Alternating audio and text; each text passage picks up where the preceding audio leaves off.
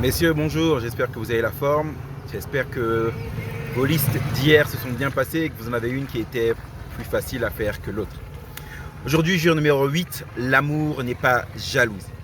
La jalousie, ça vient du mot zèle qui veut dire brûler d'un feu intense. Brûler d'un feu intense. Il y a deux types de jalousie, bien évidemment. Il y a une jalousie qui est légitime, qui est bonne et qui provient de l'amour. Il y a une jalousie qui, elle, est illégitime, qui est mauvaise et qui provient de l'égoïsme. La jalousie légitime, c'est la jalousie du mari trompé. Par exemple, il y a sa femme qui a une relation avec un autre homme et le mari légitime sera légitimement jaloux. Pourquoi? Parce que cette jalousie provient de l'amour qu'il a pour cette femme. Donc ça, c'est la jalousie légitime. Pour rester toujours dans la jalousie légitime, on a la jalousie de Dieu qui est jaloux pour son peuple. Plus d'une fois, la Bible nous dit que Dieu est un Dieu jaloux. Deutéronome 4.4 nous dit « L'Éternel ton Dieu est un feu dévorant, un Dieu jaloux ». Dieu n'est pas envieux de ce qu'on possède parce qu'il est Dieu et il possède tout. Mais sa jalousie vient du fait qu'il nous aime et il veut notre personne tout entière, sans partage, dans une relation exclusive avec lui. Donc jalousie légitime, jalousie qui, comme son nom l'indique, est légitime et qui provient de l'amour. Jalousie illégitime, c'est une jalousie qui provient de l'égoïsme. Lorsqu'on est par exemple jaloux de quelqu'un, jaloux d'un collègue qui a une promotion, jaloux d'un voisin qui a une nouvelle voiture, jaloux d'un ami dont tout le monde fait les louanges, il a plus de vues, il a plus de likes. Votre meilleur ami se marie alors que vous êtes toujours célibataire. La Bible regorge de personnes qui sont jalouses. Caïn, les frères de Joseph, les pharisiens et Satan qui est lui-même le king de la jalousie. Aussi surprenant que cela puisse paraître pour moi, du moins, certaines personnes sont jalouses de leur conjointe. Et j'ai du mal à comprendre, mais ça existe. Ses amis l'appellent tout le temps pour faire des sorties ou ses amis à elle l'invitent tout le temps. À chaque nomination à l'église, elle reçoit tout le temps des postes, on lui propose tout le temps des postes. Elle reçoit toujours des super cadeaux de la part de vos parents, alors que vos parents, parfois, ils vous ouvrent votre propre anniversaire.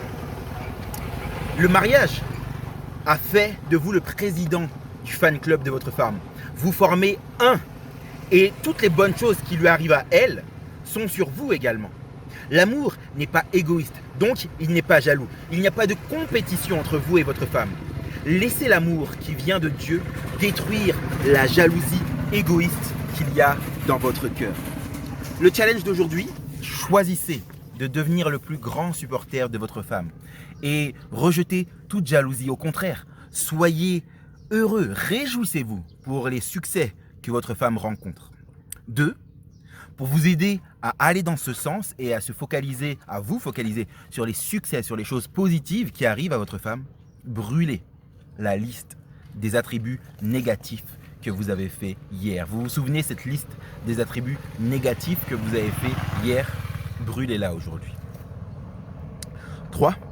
Dites à votre femme à quel point vous vous réjouissez par rapport à un des derniers succès qu'elle a eu récemment. Dites à votre femme à quel point vous vous réjouissez par rapport à un des derniers succès qu'elle a eu récemment. Donc 1. Choisissez de devenir le plus grand supporter de votre femme. Rejetez toute jalousie. Au contraire, réjouissez-vous de ses succès. 2. Pour vous aider dans ce sens à vous focaliser sur les choses positives qui arrivent dans sa vie, brûlez la liste d'hier. Et 3. Dites à votre femme à quel point vous êtes content pour elle par rapport à un des succès qu'elle a eu récemment. Le rapport d'aujourd'hui, était-ce difficile de brûler, de détruire la liste des choses négatives que vous aviez fait hier? Était-ce difficile? 2. Comment pouvez-vous encourager votre femme à l'avenir pour qu'elle rencontre encore plus de succès dans sa vie? Comment cette dynamique d'encouragement peut-elle devenir, oui, quelque chose de quotidien afin que votre femme rencontre plus de succès dans l'avenir? Voilà, très bonne journée à vous et à demain.